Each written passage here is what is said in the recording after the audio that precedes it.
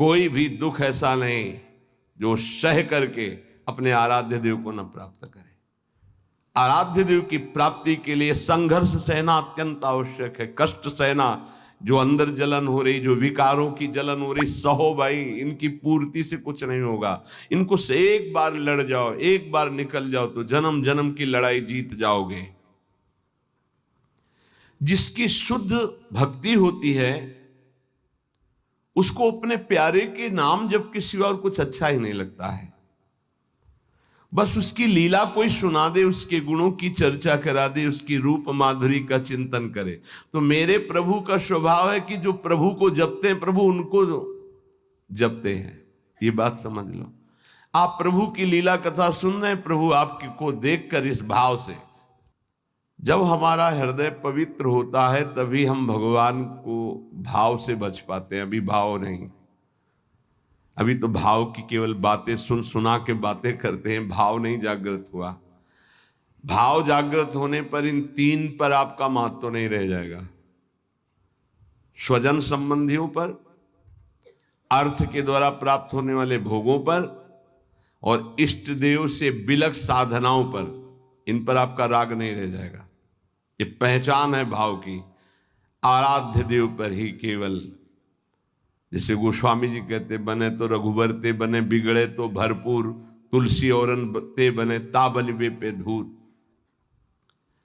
जब तक नाशवान पदार्थों में महत्व रहेगा, ये जो श्लोक है कि जिस प्रकार से भक्त मेरी शरण में आता है, मेरा भजन करता है, मैं वैसे ही उसका भजन करता हूं। नाशवान पदार्थों का महत्व देने से हमारा मन अपवित्र हो जाता है। नाशवान पदार्थों के भोगने से हमारी इंद्रियां और तन अपवित्र हो जाता है, हमारे कर्म अपवित्र हो जाते हैं, तो जन्म निश्चित हो गया अगला। और जब हम भगवान की शरण में आते हैं, भगवत नाम जप करते हैं, भगवत शरणागत होते हैं, भगवत भक्तों का संग करते हैं, तो सारी मलिनता नष्ट हो जाती है। तन की, मन की, स्वभाव की सब मलिनता नष्ट हो जाती है। इस बात को समझिए। शरीर, इंद्रियां, मन, बुद्धि, पद, योग्यता, अधिकार, धन, जमीन, जितनी भी ये सब हैं, इनमें रुचि, आसक्ति, ये तुम्हारे मन को पवित्र कर देगी, तन को अपवित्र कर देगी, स्वभाव को अपवित्र कर देगी। अगर इन्हीं सभी को प्रभु को समर्पित करके कर्तव्य कर्म का पालन करते हुए नाम जप करोगे तो सब कुछ पवित्र हो जाएगा। जैसे जड़ मिठाई कभी ऐसे लगाने वाली नहीं होती, लेकिन जब प्रभु को अर्पित करते तो प्रसाद हो जाती है। मांग करके किनका मिलता है तो बड़ा आनंद का अनुभव होता है, मेरे प्रभु का प्रसाद है। ऐसे ही शरीर, इंद्रिया, मन, बुद्धि, पद, योग्यता, अधिकार, धन, जमीन, जो कुछ भी है उसे प्रभु को अर्पित करके अपने कर्तव्य का पालन करते हुए जो नाम जप करता है, उसका तन पवित्र, उसका मन पवित्र, उसका स्वभाव पवित्र, उसकी सब वस्तुएं पवित्र हो जाती है। अब तो वैसी निष्ठा नहीं दिखाई दे रही है, होगी किसी के अंदर। पहले महापुरुषों में देखा, जैसे श्री चतुर्भुजदास जी महाराज जो सेवक जी के मित्र थे, अगर जिस गांव में गए वहां अगर वैष्णव नहीं है, कंठी तिलकधारी, तो उस गांव के कुएं का पानी भी नहीं पिएंगे, ऐसी निष्ठा रखते थे। यहां एक भी वैष्णव नगर में नहीं थे। नगर क्या है, ये भूतों का डेरा है। फिर जहां भगवान का भक्त नहीं, भगवान का भजन नहीं, नाम कीर्तन नहीं, उस नगर का पानी नहीं पीते थे। ये उनके चरित्र में आया है। बहुत पवित्रता का निर्वाह महापुरुष जन भजन के लिए करते थे। गले में कंठी नहीं, मस्तक पे तिलक नहीं, तो हाथ से पानी पीने की रुचि नहीं है। ऐसी निष्ठा, निष्ठा में ही तो सब। इसी निष्ठा का प्रभाव दैवी शक्ति को भी परास्त कर दिया। एक दिन एक नगर से निकल रहे थे तो देखा एक आदमी चिल्ला रहा था, रो रहा था, उसके हाथ पीछे बंधे हुए थे और बड़ा ढोल नगाड़ा बज रहा था, उसको घसीटते हुए ले जा रहे थे। चतुर्भुज दास जी मंडली के सहित मुरली मनोहर अपने ठाकुर को लेकर मुरलीधर को वो विचरण करते थे, तो उन्होंने लोगों से पूछा, ये आदमी इतना त्राहिमाम बोल रहा है, इसका कोई साथ क्यों नहीं दे रहा है, इसको क्या? तो बोले ये देवी के बलि चढ़ाने के लिए ले जाया। देवी की बलि? कहाँ है मंदिर? गांव के बाहर है। वाघ पहले उसको रुकवा दिया, इतना भजन का तेज था, रुकवा दिया और दरवाजे पे गए और कहा कि तुम मां हो? कैसी मां हो जो तुम अपने बच्चों की हत्या करवाकर मुस्कुराना सीखती हो? तुम मां हो, इसका मतलब है तुम्हारे अंदर ममत्व नष्ट हो चुका है। चाहे कोई भी सृष्टि का जीव हो, वो तुम्हारा बेटा होता है। कुपुत्रो जायते क्वचित कुमाता न भवति। ये कैसा न्याय आपका कि आपके सामने आपके बेटे को बंदी बनाकर बलि दिया जा रहा हो, आप प्रसन्न मुद्रा में हो। वहां के पुजारी ने कहा, आप अंदर नहीं घुस सकते। बोले ये अंदर नहीं रह सकते। अब ठाकुर जी को साथ लेके तो देवी जी बाहर निकल आए, ठाकुर जी को सिंहासन पे विराजमान किया। उनके भागवतिक वैष्णव तेज भजन के प्रताप से लिखा हुआ है भक्तमाल जी में भी, जहां भी उनका चरित्र चतुर्भुज दास जी का, ऐसे हरिव्यास देवाचार्य जी। तो देवी जी ने कहा, क्या आदेश है हमारे लिए? देवी जी ने कहा, तो उनका पहले यहां के राजा को बोलो कि आज के बाद अगर यहां बलि चढ़ी तो सर्वनाश तुम ही करोगी। बोलो जाके यही। राजा को जाकर के देवी जी ने भय दिखाया और कहा, अगर आज के बाद किसी भी जीव की हमारे ऊपर बलि चढ़ाई गई तो हम वैष्णवी हो गई है, आज के बाद को। हाँ, अगर बलि चढ़ानी तो नारियल नींबू आदि, ये नहीं, जीवों की बलि नहीं। कंठी बांधी देवी जी के और श्री जी के चरणारविंद की आसक्ति का मंत्र दिया देवी जी को चतुर्भुज दास जी ने। ठाकुर मुरलीधर को वहां विराजमान करके नाम कीर्तन बंद करा दी, प्रथा मुक्त करवा दिया। जो बलि के लिए लाए, नाम बल, भजन बल। ये नाम जप नहीं कर रहे तो यही शरीर, इंद्रियां, मन, बुद्धि, पद, योग्यता, अधिकार, धन, जमीन, ये तुम्हारे तन को मलिन, मन को मलिन, स्वभाव को मलिन और अगला जन्म निश्चित।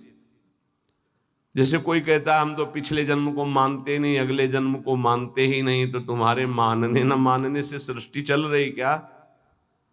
कि तुम मानोगे तो सृष्टि चलेगी, नहीं तो बंद हो जाए। हम मानते नहीं सूर्योदय होता है, तो सूर्योदय बंद हो जाएगा क्या तुम्हारे मानने ना मानने से? क्या ईश्वर का संविधान और शासन आंख मूंदने से टल जाएगा क्या? तुम्हारे ऐसा कहने से टल जाएगा क्या? अगर नहीं मानते हो तो है कोई परम शक्तिशाली जो बरबस जीव को उसके कर्म को भुगवा रहा है कोई कर्म का प्रबल फल देने वाला महान ईश्वर जो सुख और दुख के चक्र में पूरी सृष्टि को फंसाए हुए है। उसी से मुक्त होने के लिए वही है एकमात्र जिसका आश्रय ले लो। भक्त को भगवान के स्वरूप का ज्ञान, भगवान का दर्शन, भगवान के साथ खेल खेलने का सौभाग्य, ये तीन बातें जो प्राप्त होती है ये ज्ञानी को नहीं प्राप्त होती है। भगवान के प्रेम स्वरूप, भगवान का दर्शन, संभाषण और भगवान के साथ खेलना, ये नहीं। ये बड़ी दुर्लभ बात भक्ति से प्राप्त होती, इसलिए सर्वोपरि भक्ति। जो भगवत परायण भक्त है उसमें शरीर और संसार की आसक्ति नहीं रहती। देख लो, शरीर और संसार की आसक्ति नहीं रहती। इस भगवत परायणता के लिए हठ पूर्वक बहुत नाम जपा जाए तब ये जागृत होती भगवत परायणता। हठ पूर्वक शब्द आया है, हठ पूर्वक हमको नाम जप करना बहुत कठिन है। नाम जप करना, बातें बना लेना अलग बात है, नाम जप करना बहुत कठिन है। अगर नाम जप हठ पूर्वक करोगे तो संसार शरीर की आसक्ति नष्ट हो जाएगी, भगवत परायण हो जाओगे, भगवान के तत्व का ज्ञान हो जाएगा, भगवान से प्रेम हो जाएगा, भगवान का साक्षात्कार हो जाएगा, भगवान से वार्ता होगी, भगवान के साथ खेलोगे। जब भगवत परायणता जागृत होती है तो कुत्ता, गधा, चांडाल जहां दृष्टि जाती है वहां श्री कृष्ण दिखाई देते हैं। विद्या विनय संपन्ने ब्राह्मणे गविहस्तनी स्वनी च सुपाके चा पंडिता समदर्शिना। ये तत्वबोध हो जाता है भक्त को, क्योंकि उसकी दृष्टि भगवत स्वरूप हो गई तो पूरी सृष्टि भगवत स्वरूप हो गई। किसकी? जो हठ पूर्वक नाम जप करता है। हठ पूर्वक मतलब स्वाद नहीं मिल रहा, कोई रुचि नहीं, पर गुरुदेव ने कहा इसलिए मुझे जप करना ही है। जब बिना किसी प्रयास के भगवत स्मरण चलने लगे, बिना कोई अटकल लगाए कि अरे सब में भगवान है और भगवान दिखने लगे, तो समझ लेना चाहिए कि अब हमारा कार्य पूरा हो गया है। सर्वत जैसे साधक देखेगा तो पहले स्त्री पुरुष दिखाई देगा, फिर भावना करेगा कि इसमें श्री भगवान है, लेकिन परिपक्व जब हो जाएगा तो ये ढांचे नहीं दिखाई देंगे, केवल भगवान दिखाई देंगे। साधक हठपूर्वक भजन करता है, लेकिन जब परिपक्व अवस्था आती है तो भजन करना, सोचो कितना आनंद होगा। भजन करना नहीं पड़ रहा, स्वाभाविक भजन हो रहा है, स्वाभाविक स्मरण हो रहा है। देखो, जल जड़ है, जल तत्व जड़ है, पर इस जल में जब रगड़ पैदा की जाती है तो बिजली पैदा हो जाती है। इसी प्रकार जो भक्त इस जड़ जिह्वा में नाम की रगड़ पैदा करते हैं तो इसे आध्यात्मिक अग्नि पैदा हो जाती है। यही सब पापों को भस्म करके, संचित कर्म को भस्म करके ये भगवत प्राप्ति कराती, ये समस्त विकारों पर विजय प्राप्त कराते हैं। जड़ जिह्वा पे जैसे बिजली घर्षण के द्वारा पैदा होती है, जल में जल का परस्पर घर्षण होता है, उससे बिजली पैदा हो जाती है। ऐसे जिह्वा और नाम का घर्षण होता है तो एक आध्यात्मिक शक्ति पैदा होती है जो समस्त कामनाओं पर विजय प्राप्त कराती है, जो माया को पराजित करके भगवत साक्षात्कार कराती है। पकड़ो भाई, बात को पकड़ो। हमारा मन जो चाहता है वो करवा लेता, हमें सामर्थ्य नहीं, वो सामर्थ्य नहीं। देखो ना बिजली कहां पैदा हुई हो, कहां तक प्रकाश कर रही है। ये बिजली पैदा होने का स्थान थोड़ी है, बिजली तो कहीं और पैदा हुई, लेकिन एक संबंध के कारण वो यहां भी प्रकाशित हो रही है। क्रम से संबंध है तो यहां प्रकाशित हो रही। ऐसे ही रोम रोम रग रग में अध्यात्म शक्ति का प्रकाश, तो जगत में जो भी उसके सानिध्य में आएगा वो अध्यात्म शक्ति संपन्न हो जाएगा। ये बिजली पैदा करो, बिजली तुम्हारे अंदर वो सामर्थ्य है कि तुम ये आध्यात्मिक शक्ति प्रकाशित कर सकते हो। क्या करो? बोले इस जड़ जिह्वा में नाम को रगड़ो, इसी से बिजली पैदा हो जाएगी। बहुत संघर्ष करता है तब भाव का प्रादुर्भाव हो जाता है। ये यथा माम प्रपद्यन्ते तास तथैव भजाम्य हम मम वर्तमानो वर्तन्ते मनुष्या पार्थ सर्वशा। भक्त भगवान की जिस भाव से, जिस संबंध से उपासना करता है, भगवान वैसा ही दर्शन देते हैं। देख लो, जब जहां जैसा भक्तों ने भाव किया, भगवान वैसी ही लीला की। ऐश्वर्य भाव रखोगे तो ऐश्वर्य दिखाई देंगे, माधुर्य भाव रखोगे तो माधुर्य दिखाई देंगे। भगवान उसी प्रकार से भक्त के अनुभव में आते हैं जो जैसा भगवान के प्रति भाव रखता है। कोई भक्त भगवान को अपना गुरु मानता है तो भगवान श्रेष्ठ गुरु रूप में आ जाते हैं। अगर कोई भगवान को शिष्य मानता है, ऐसे संत महात्मा जन जो भगवान को शिष्य मानते हैं, तो भगवान एक श्रेष्ठ शिष्य बन जाते हैं। देखो, संदीपनी जी के शिष्य बने, विश्वामित्र जी के चरण चापे, वशिष्ठ जी के समीप बैठकर शिष्यत्व स्वीकार कर योग वासिष्ठ का प्रवचन सुना। यदि भगवान को माता माना जाए तो भगवान माता रूप में अनुभव देते हैं। भगवान को पिता माना जाए तो भगवान पिता रूप में अनुभव देते हैं। भगवान को पुत्र माना जाए तो भगवान पुत्र रूप में अनुभव। देखो, एक दिन देवर्षि नारद जी दर्शन करने गए नंद महल में, तो देखा मोटी डेहरी बाबा की डेहरी, तो उसको लालजू महाराज लांघना चाहते थे, दरवाजे के बाहर खेलने जाना चाहते थे। अभी खड़े होना ठीक से आया नहीं था, घुटनों के बल चल रहे थे, तो ऐसे चलते हुए घुटनों के बल ऊपर ऐसे देहली के हुए, चरण ऊपर उठ गए, हाथ ऐसे हो गए, अब देहली के बीच में टंगे हुए और रो रहे हैं। नारद जी ने देखा, साष्टांग दंडवत किया, बोले प्रभु देहली पार कर दे क्या? तो बोले जानते नहीं हो क्या हमारे लिए देहली? उन्हें बोले जानते हैं प्रभु, वामन अवतार में एक चरण बढ़ाया था तो ब्रह्मलोक तक गया था। तो बोले तुम जानते हो ना, ये तुम्हारे लिए लीला नहीं है, मुझे पुत्र भाव से उन लोगों ने भजा है, तो उनकी सुख के लिए मैं लीला करूं। चलो बीणा लो और दूर खड़े होकर के दर्शन करो। वो रोने, मैया मैया मैया भागती हुई आई, अरे मेरे लाला, उठाया गोद में और दासियों को डांट रही, तुम लोग ध्यान नहीं देते, देखो लाला मेरा कष्ट। मैया की गोद में, अगर कोई मुझे पुत्र मानता, देखो जगत को एक क्षण में रचने वाले पिता उनको पुत्र माना, तो घुटनों के बल भक्त के आंगन में चल रहे हैं। जगत का भरण पोषण करने वाले प्रभु का भरण पोषण यशोदा मैया के वक्षा स्थल के दुग्ध से होता है। कैसा भाव का खेल है। ये बड़ा सुंदर स्वरूप है। जब यशोदा मैया छड़ी लेकर, बहुत उपद्रवी हो गया है, लालजू महाराज ने देखा आज तो पिटेंगे। मैया आवेश में है, ऐसे दोनों हाथ से ऐसे, तो पूरा काजल गाल में, कितनी सुंदर शोभा, विशाल नेत्र है ना, एक बूंद आंसू नहीं, और रोते जा रहे। मैया की तरफ भयचकित देख रहे हैं, दया आ जाए, छड़ी ना। कौन है? भ्रकुट टीढ़ी कर दे तो भय को भी भयभीत कर देने वाले प्रभु। ये देखो भाव देश का स्वरूप देखो। अरे छठी के दिन इतनी विशाल पूतना को भी, तो इनके लिए कोई भय है क्या? लेकिन भाव का देखो खेल। मैया ने पुत्र माना तो प्रभु वैसे ही लीला दर्शा रहे। अरे और तो और बात जाने दो, यदि भगवान को नौकर मान लो तो वो नौकर भी बन जाते हैं। वो कह रहे हैं कि नौकर बनू हजाम। कैसे अद्भुत। त्रिलोचन जी के यहाँ, एकनाथ जी के यहाँ श्रीखंडिया के रूप में, माधवदास बाबा के यहाँ स्वयं जगन्नाथ जी सेवक ही बने हुए तो लगे ही।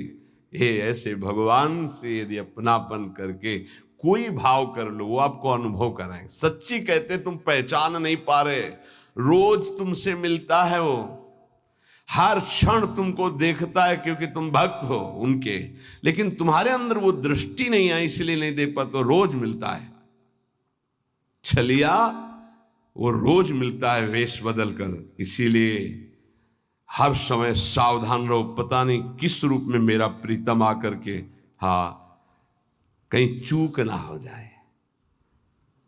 त्रिलोचन जी के हृदय में था कोई ऐसा साधु सेवी मिले, क्योंकि मुझे इतना समय नहीं मिलता कि मैं संतों के पास बैठूं, उनके मन की बात पूछूं, फिर वैसा उनकी सेवा करूं। व्यवस्था सब हो जाएगी, कोई ऐसा नौकर में। भक्त के अंदर की कोई भी इच्छा भगवान अधूरी नहीं छोड़ते। मुझे कोई नौकर रख ले, 14 वर्ष की अवस्था, नौ किशोर अवस्था, मलिन वस्त्र धारण किए हुए, फटे पुराने, ऐसे जैसे नौकर धारण करते हैं, सामने से निकले। और जगह बोलते जाके नहीं, केवल त्रिलोचन जी के दरवाजे में बोल सकते हैं ये कि मुझे नौकर रख ले। और किसी की हिम्मत ही नहीं, ब्रह्मा की भी हिम्मत नहीं, ब्रह्मा की भी हिम्मत नहीं कि इनकी तरफ ऐसे भाव से दे। ये भक्तों का खेल है। त्रिलोचन जी आओ आओ, हमें तो जरूरत है एक नौकर की, बस संत सेवा करवाने के लिए। आप क्या कर लेते हो? बोले बचपन से अनाथ हूं, मेरा कोई है नहीं, न माता न पिता न परिवार। तो झूठ भी नहीं बोल रहे, इनका कोई है ही नहीं, यही सब है, तो इनका कौन है? बड़ा विचित्र खेल। भगवान शंकर का ब्याह हो रहा है तो साखोच्चार बुलवाया जाता है, पीढ़ी के कुल परंपरागत। कहा गया हाँ आप अपने पिता का नाम लीजिए। भगवान शंकर ने कहा हम किसका नाम ले पिता के रूप में? चलो, ब्रह्मा जी की भ्रकुट से रुद्रावतार होता है, उनका ब्रह्मा जी, पिता ब्रह्मा और पितामह अभेद है हरि और हर। पर चलो भगवान हरि की नाभि कमल से ब्रह्मा जी की भ्रकुट से रुद्रावतार, तो कहा हरि। प्रपितामह बोले शंकर। बाप बाबा के बाप बाबा है, अब उनके आगे कोई है नहीं तो क्या, बोलो प्रपितामह में शंकर को बोलो। नहीं, वो तो पहले बुलवाया है ना आपने, तो बोले पहले भी हमें, बाद में भी हमें, बीच में भी हमें। ये हैं इनका, तो इनकी हर बात सत्य होती है।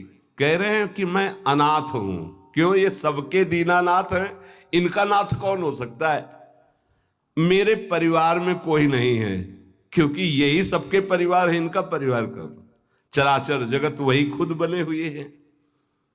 मेरे माता पिता ने, क्योंकि सबके माता पिता हैं। अच्छा, तो बचपन से हमको सेवा में बड़ी प्रवीणता है, हर कला हमको आती, पर साधु सेवा विशेष हमें रुचिकर है। अच्छा, तो तुम भोजन बना लेते हो? बोले एक बार बनवा दो, अगर संत अंगुली न चाटे तो बताना, इतना सुंदर। हाँ, तो फीस क्या लोगे? पेमेंट क्या है आपकी? पेमेंट तो हम पैसे तो लेते नहीं, हमारी रुचि नहीं रहती पैसे में। लक्ष्मी जी चरण चापती, भगवान उधर नहीं देखते। नहीं तो आप कुछ तो होगी। बोले हाँ, थोड़ा भोजन ज्यादा पाते हैं हम। जितना हम भोजन पाएंगे तुम्हारी पत्नी पीसेगी, उसी के हाथ का पिसा पाएंगे, वही हमारे लिए बनाएगी। और 1000 संत आ जाएंगे, उनकी व्यवस्था हम करेंगे, तुम निश्चिंत रहो, कभी शिकायत नहीं मिलेगी। पत्नी से कहा समस्या का समाधान तुम ही हो। तो उनका कितना, आधा किलो आटे की रोटी पाएंगे। तो उनका इस भूल में मत रहना, अगर हम भरपेट पाएंगे तो 3-4 किलो तक पहुंच सकता है, हमें पीसना पड़ेगा। बोले शर्त है, अगर इतना कर सकती हो तो। और कभी किसी से कहोगी नहीं, अगर कह दिया तो फिर मैं नौकरी में नहीं रहूंगा। त्रिलोचन जी ने पत्नी से कहा बहुत सेवा की भावना हमारे अंदर थी, ये पुष्ट हो जाएगी इससे, तुम इतना स्वीकार कर लो। ठीक है, दोनों टाइम का भोजन हम बना के पीस के तुम्हें पवाएंगी, और तुम संत सेवा। भगवान जैसे किसी के मन में चल रहा है कि आज बढ़िया कढ़ी बनती है ऐसी ऐसी, तो भगवान वैसे ही बना के सबकी सेवा में रत। अब तो वहां संत समाज आती, खूब नाम कीर्तन, खूब कथा। त्रिलोचन जी निहाल हो गए कि मुझे, और नाम पूछा तुम्हारा नाम क्या है? तो बोले अंतर्यामी। अंतर्यामी, जब से अंतर्यामी ये सेवक पधारा, तब से जो संत सेवा हुई, मन नाच पड़ा। भगवान को बार बार धन्यवाद देते, प्रभु ऐसा सेवक भेज दिया। ये नहीं समझ पा रहे थे कि जिनको धन्यवाद दे रहे वही है। अब सुबह का पीसना 10 बजे तक पीस कर बना के खवाया, बर्तन मांजा, शाम के फिर पीसने का नंबर, क्योंकि उतना ही पाना है। वर्ष भर हो गया, कहीं जाने को नहीं मिला। एक दिन आया कि दोपहर थोड़ा समय में तो निकले, बगल में पड़ोसन मित्र थी उसके, वो गए। तो उन्होंने कहा कि बहन बहुत दुबली हो रही हो, कुछ बात तो है ही है, विचित्र चरित्र है। वो यही कहेंगे, कहना नहीं किसी से, पूरी बात ऐसे फैल जाएगी, क्योंकि महाराज ये स्वभाव रखा गया है। महाराज युधिष्ठिर जी ने ये शाप दे दिया था। जब सबको अर्घ दान दिया जा रहा था, तो माता कुंती ने कहा कि बेटा कर्ण को भी अर्घदान दे दीजिए, जो पित्त तर्पण आदि के मंत्रों द्वारा। तो उनका उसके कारण ही पूरे वंश का, कौरवों के विनाश हो गया। अगर वो साथ ना देता तो कभी हमसे युद्ध ही नहीं होता। ऐसे विपक्षी के लिए आप कैसे बोल दिए कि आप उसको पित्त तर्पण करो इस समय?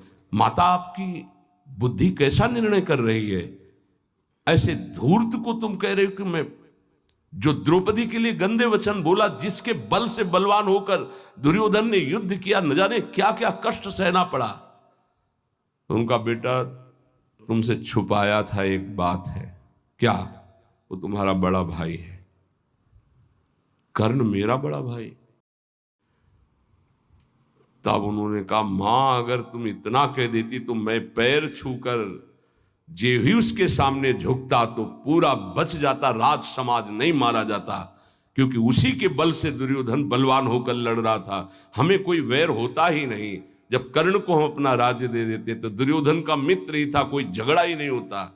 मां ये बात पहले क्यों नहीं बताई? आज से मैं शाप देता हूं, कोई भी विशेष गुप्त बात माताओं के हृदय में ना टिके। संसारिक बात की क्षमता को सह पाना कोई महाभागवत की ही बात है। तो उन्होंने कहा कि कहना नहीं। अरे बोले, दीदी तुम विश्वास मानो, कभी कहा है हमने? बोले, एक नौकर आया है, बस कहना नहीं। बोले, नहीं किसी से नहीं। एक नौकर आया है, वो बहुत सेवा करता है पर खाता बहुत है, और उसको बना बना के हम ही को खवाना होता है, इसलिए हम दुबली भी हो गए, तुमसे मिलने भी नहीं आ पाए। लेकिन कहना नहीं, वो चला जाएगा। जब लौट के आई तो हाँ नहीं थे, अंतर्यामी भगवान नहीं। त्रिलोचन जी तो हाँ अंतर्यामी कहाँ गए, खूब ढूंढा नहीं मिले, बहुत विकल होके रो रहे थे। उसी समय उसी रूप में भगवान प्रकट हुए। मालिक, अरे अंतर्यामी, जो ही नजदीक जाने की कोशिश तो देखा ललित त्रिभंगी भगवान से। प्रभु आप? बोले, मैं ही तो था, तुम क्या समझते तुम्हारा कोई और नौकर था? मैं ही नौकर था। मैं तुम्हारी इच्छा की पूर्ति के लिए स्वयं नौकर बना हुआ।